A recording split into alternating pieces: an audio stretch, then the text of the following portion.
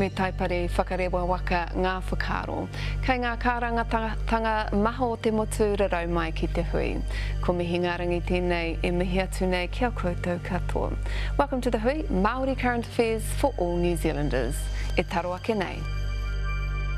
Separatism? One set of rules for one group of people, another set of rules for another group of people, and the divider is race. Or an important step towards inclusion? The best way that Crown and Māori and Aotearoa can address these discussions is by recognising that we are stronger together. What does it look like to share power in contemporary Aotearoa? This is about being future focused and how it is that we evolve in a partnership. In a special episode, we delve into the debate over co-governance.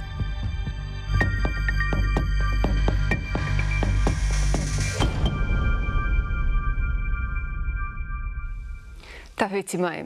Co-governance is a term used to describe arrangements for decision-making partnerships between iwi and other groups, including central and local government. Primarily, it applies to natural resources, but there are calls to extend it to the delivery of services, with the aim of addressing the inequities Māori face in health, housing, education, and so on. It's thought that with Māori at the decision-making table, greater progress could be made towards creating a fairer and more equitable Aotearoa. Tonight we'll be discussing the future of co-governance with our panellists Ngāti Whātua Ōrākei's Precious Clark, founder of Modia Consulting, Ben Thomas, former press sec to Chris Finlayson and public relations consultant, and via Zoom from Te Whanganui Ātara, Tūkoroirangi Morgan, chair of Waikato Tainui's Te Arataura. Tēnā koutou. But first, let's take a look at the political response to co-governance. It's the political hot potato of 2022. ACT leader David Seymour calling for a referendum on co-governance, describing it as the dismantling of democracy. The boards of Crown Research Institutes, the boards of state-owned enterprises, the management of three waters and healthcare, those were things that did not exist in 1840s. While the National Party leader doesn't support a referendum on it, Luxon's no fan either. For me, co-governance and creating two systems in the delivery of public services is not the way forward. But Labour's Māori ministers believe extending co-governance is key to addressing inequity for tangata whenua. Don't confine us to the stars, the sky, the lakes, the rivers. We are a deficit. We've got huge disparities in every area. Why would you not come up with a strategy of co-governance and co-management to try and close the gap? We're talking about closing the gaps between Pākehā and Māori. While co-governance isn't new when it comes to managing natural resources, its inclusion in the government's proposed Three Waters legislation unleashing a torrent of criticism. There will be 50-50 council representation with mana whenua representation across the four large water entity areas. The regional representative group's core role will be to set the strategic performance expectations for the water service entity in their rohe, but also to have oversight around how those expectations are being delivered on by the entity. Meanwhile, National's former Minister for Treaty Settlements says he's relaxed about extending co-governance arrangements, but believes the government should front up. It is incumbent on the current government to come out and coherently and simply say what exactly they are proposing to do through expanding co-governance, explain what co-governance is, and I don't think that's being done very well at the moment, and the rationale for it, and the rationale for other initiatives, and then it's incumbent on those who are in opposition to challenge those propositions. Debate is good, provided it is not extreme and nasty. Well, let's start with you, Tūkoroirangi Morgan. You've been involved in the design of co-governance for many years now. How do you describe it? What is co-governance? Kia ora, me ngā rangi. For us on the Waikato River, it's about the highest order of co-governance, equal numbers, working together with our treaty partners. In this instance, there's a mix of commercial industry representatives as well as councillors. So this is about a opportunity for the River Iwi to have their say, to make meaningful and significant decisions about the health and well-being of the longest river in this country, the Waikato River, 476 kilometres from Lake Taupo all the way to the outfall in the sea. 40% of our river goes into nourish Aucklanders, has been for some time. So for us, this is about a treaty relationship that's an enduring partnership that's built on trust and confidence to do one thing, to work cohesively and collectively to try and improve the health and well-being of our tupuna awa. Ka pai tuku's talking there, Precious, about, co-governance arrangements and treaty settlements, one that he's been involved with for the last couple of decades. But, I guess, are we having a watershed moment at the moment, the pushback, that the reaction to increasing the efforts of co-governance? Yes, and I would say that pushback to the criticism is driven by three things, one being awareness, and there's an increasing awareness of our New Zealand history, the impacts of colonisation, enduring impacts of colonisation on Māori, that combined with an increased awareness of the opportunity that exists from operating within a tiriti partnership relationship. And also, New Zealanders are becoming more aware of the sophistication of Māori approaches and how that benefits us. When you combine those things with, most New Zealanders like fairness, and I think Ben wrote an article which said New Zealanders prioritise a fair go. Combine those two things with the rising awareness and visibility of Māori success, it culminates in people wanting change, and they're looking at Māori as potentially having some of those answers. If I think of Ngāti Whātua Rākei as an example, we increased our asset base from 350 million to 1.5 billion in a 10-year time frame. That was just under a 13% year-on-year growth in assets, and in anyone's books that is a great result. But that result came through the application of our values and our Māori approaches, and so people are looking for more dynamic leadership, and they recognise that Māori have some of those answers. Ben, Tuku's talking about an arrangement there which is a natural resource, and it's been a pretty successful one, and I think it was actually the national government. It was Chris Finlayson, you probably were working for him at that time. But why do you think at the moment we're seeing such an emotional reaction? The fear around co-governance from some quarters, and it's not universal, it comes from it being unknown. People don't know, or they think they don't know what co-governance is, and people are afraid of new things. It's actually pretty understandable. We've been through this before. When I was working for Finlayson down in Wellington, we went through this with the first round of co-governance or co-management agreements for natural resources. 12 years ago, Radio New Zealand would lead its midday news with the story about a co-governance agreement with, over a forest park in the middle of the North Island, and you'd have comments from all these sort of scared lobby groups who were worried that it meant they were going to be cut off or that people were going to lose something. Now, the fear around that abated, and much more significant co-governance agreements were signed without any sort of public alarm. And the reason is because nothing happened. In terms of the everyday person's experience of their lives and of their participation, nothing really changed from their perspective. And so it became harder and harder for opponents to whip up this kind of fear.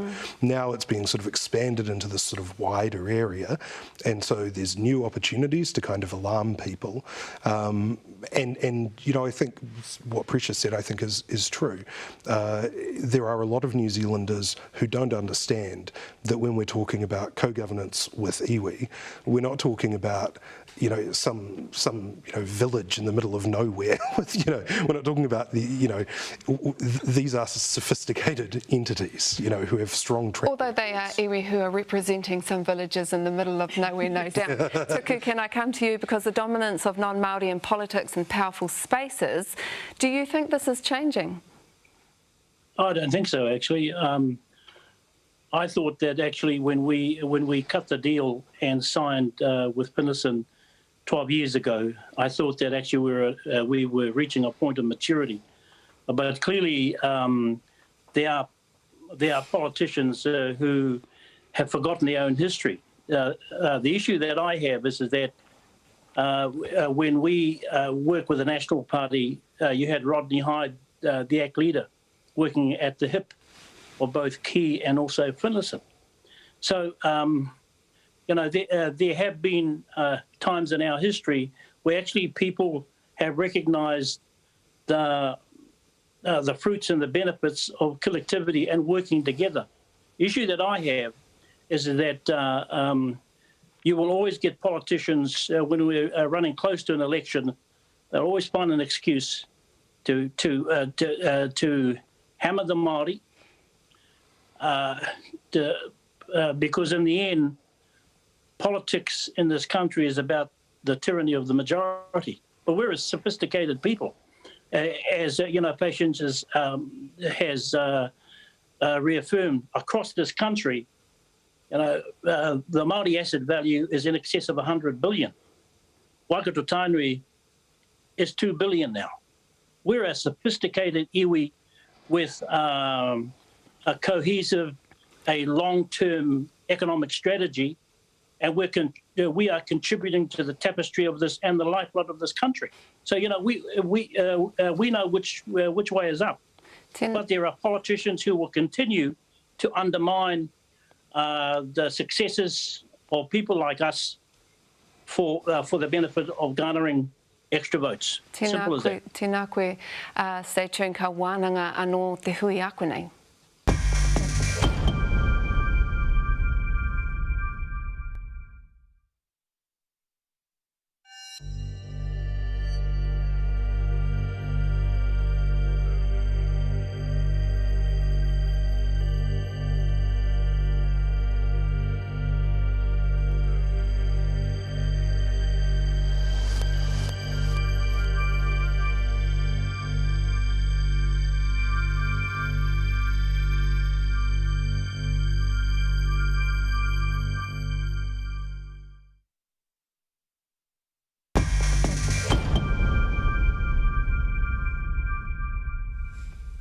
Auraki mai anō ki te hui. Kei te matapaki hea te kaupapa whakahaere ngātahi o tō mātou, tō mātou pai kōrero, tū Koroirangi Morgan, Ben Thomas, Precious Clark. Kapa, let's get straight back into it. Listening to Minister Mahuta earlier explain that framework around Three Waters, or a bit more of it anyway. Can you see it working? There are parts that I welcome, particularly a national focus on and an amalgamation of resources to create better infrastructure that allows all New Zealanders to access good, clean, healthy water. What it won't resolve is the underlying ownership issue, and I don't believe that it is co-governance. What I see is that there are a number of processes before you get to decide who the entity board is, and there is a chance that that entity board could have no mana whenua, no ahika and no Māori.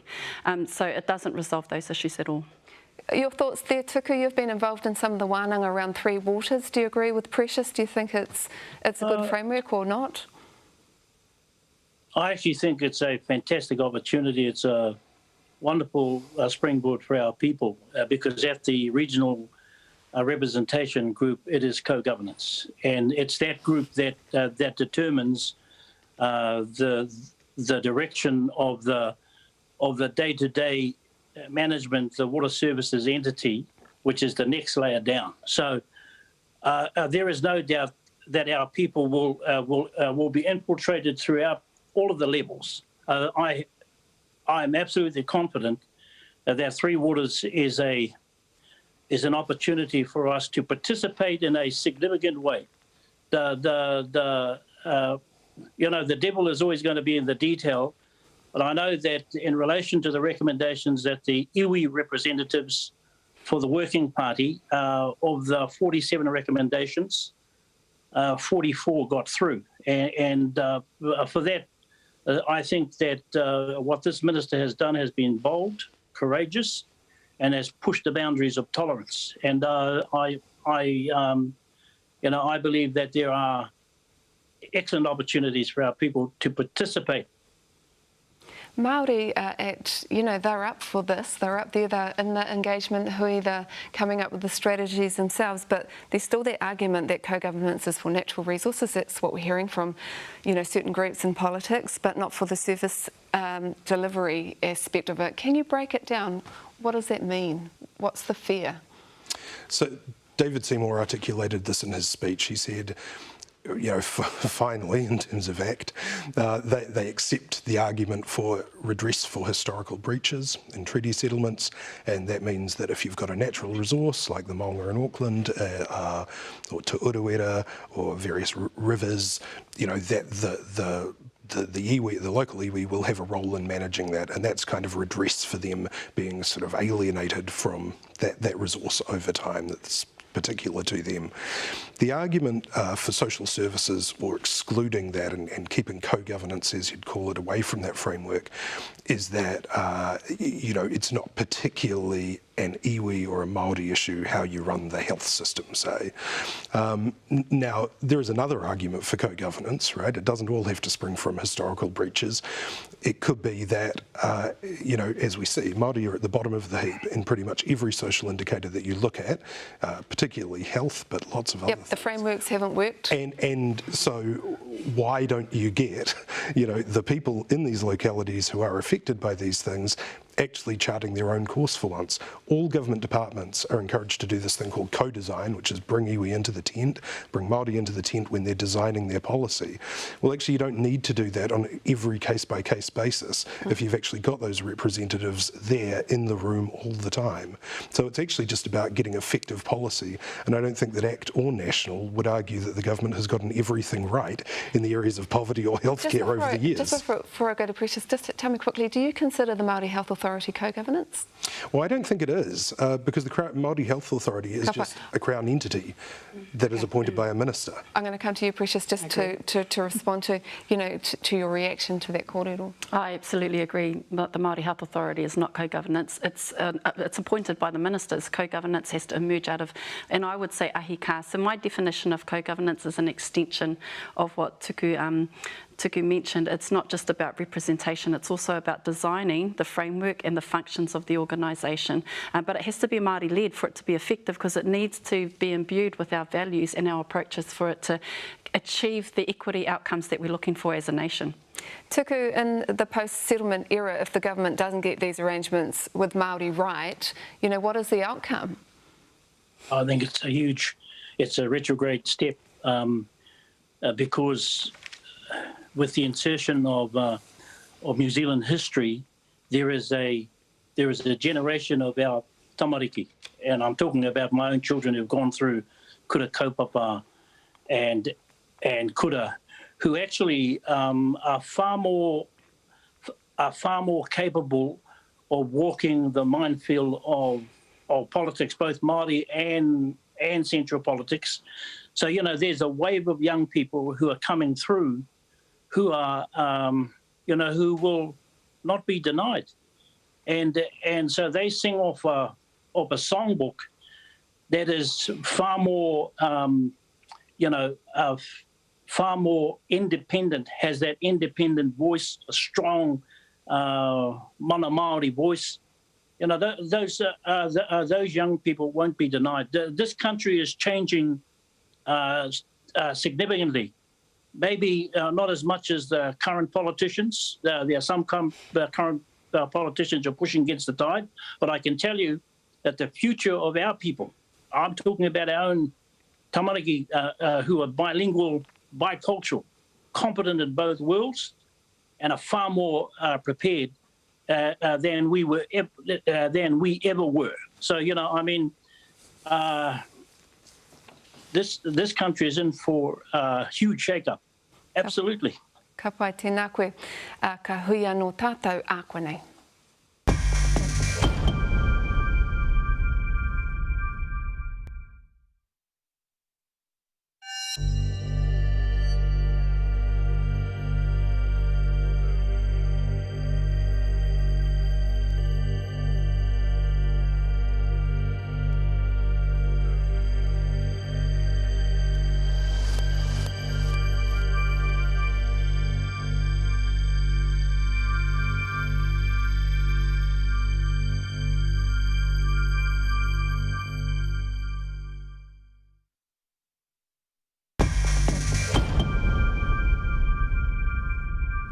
Ko te hui tēnei e whakapāho ake nei. Precious, what are some of the agencies, ministries, you know, is it media as well that could benefit from co-governance in your opinion? Yes, and in government I would start with State Services Commission and Department of Prime Minister and Cabinet, because they have an ability to pull the levers that would drive change within the other departments. And then with the other departments I would focus on those that have day-to-day responsibility for Article 2 taonga kaupapa. And when we're thinking people, we're thinking Department of Internal Affairs, we're thinking and when we're thinking land, health and education. When we're thinking land, we're thinking Ministry for the Environment, and we're thinking of DOC. And when we're thinking of law, we're thinking of Ministry of Justice. So those are some of those agencies. But I guess if I was asked the question about media, I would come to you, Annabelle Lee and Miriana Hond, and ask you. So what's your thoughts? We've got enough time for my part here today. Ben, you know, what are your thoughts? Do you think there could be some real change if we started looking at different frameworks for, you know, to address these kinds of issues? I think the key is that you look for what works in each particular case. I don't think there's any single rule. And, you know, really the key, and this is why I don't actually necessarily think that apart from a couple of high-profile policies, there's actually a lot of daylight between Labor and National on this, is that in most cases you'll get where you need to go through, I think, more devolution, more power sharing at a local level, you know, involving iwi looking after their own people and having more responsibility and funding. We saw that in spades during the vaccine rollout. So do you think that National will pull back on their words? I don't think that National are approaching this in nearly as alarmist a way as people are sort of accusing them. You know, they've obviously staked out their territory on Three Waters, on the Māori Health Authority, which again isn't even co-governance, and those are, you know, there's historical and political reasons for that. But, you know, look, if you look at the history of National in government, and if you look at the people who are in charge right now, they're not people who are against Māori aspiration. What they have decided is that, however arbitrarily, they don't like co-governance, but they've said they like partnership, and there's a lot of crossover. But they've said that they don't actually really know what co-governance is, so that's why we're having this debate. Tuku, when it comes to, well, you know, first of all, maybe you could tell me what does a co-governance future look like to you, and how do you weigh up that really difficult conversation, and it's become a bit of a debate around democracy? You know, when we first embarked on this journey of co-governance with the councils and with our treaty partner, no one would believe how far we've come. And we're in a situation now, 12 years on, where actually co-governance is normal. People can talk to each other across the table. Decisions are made without having to go to a vote, for God's sake. We have co-chairs. It's a normal course of event. And we are used to this kind of practice in Waikato. I can't, for the life of me, work out why co-governance is not adopted in a much more holistic and expansive way across this country, because we have demonstrated that it is possible to make decisions with our community partners for the betterment of our community, and in this case, the Waikato River. It is the lifeblood of our community. As I said, it provides 40% of the water into Tāmaki. So, you know, for Three Waters, co-governance, it is the best way to stop the privatisation of assets, because Māori will never sell. So, you know, why would you want to sell assets that we want to pass on as a legacy koha to those who come after us, to our future generations? Whereas councils have over the years proven that they can't be trusted. They sell assets. Māori don't.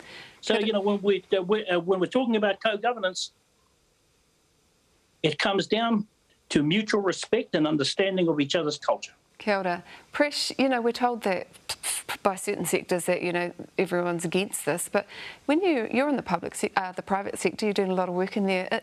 Do you feel, what are they saying? There's a significant shift.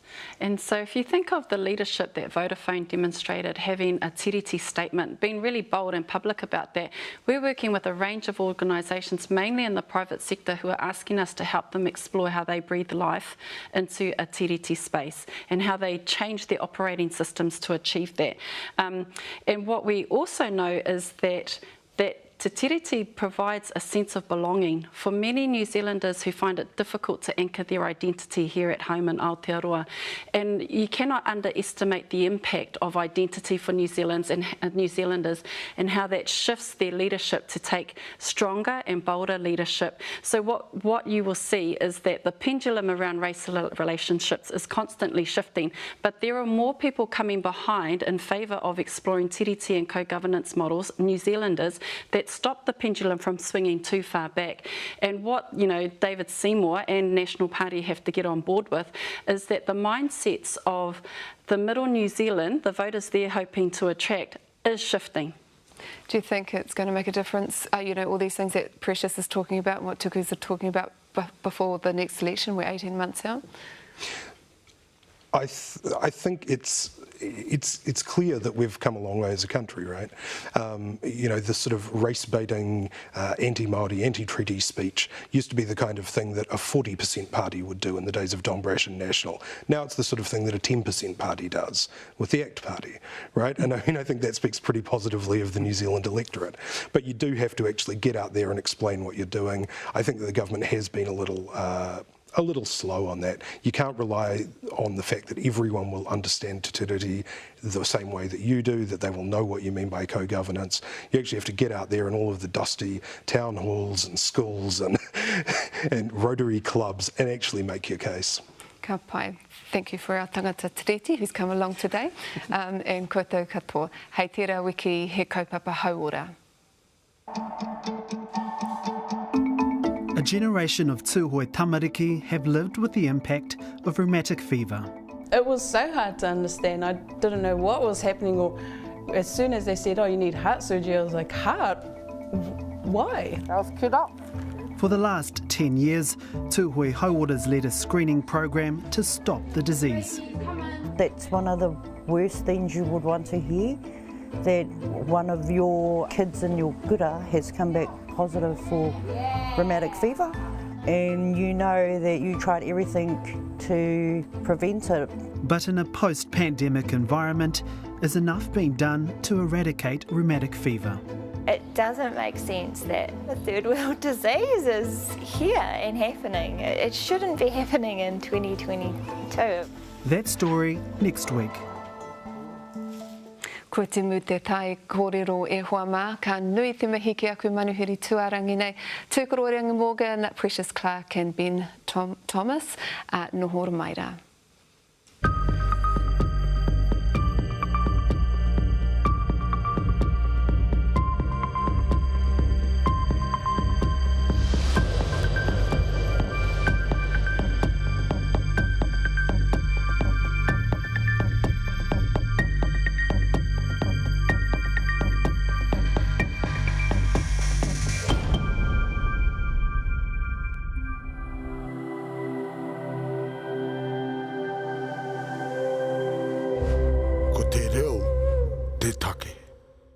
Nā te puna whakatongarewa te hui I tautoko.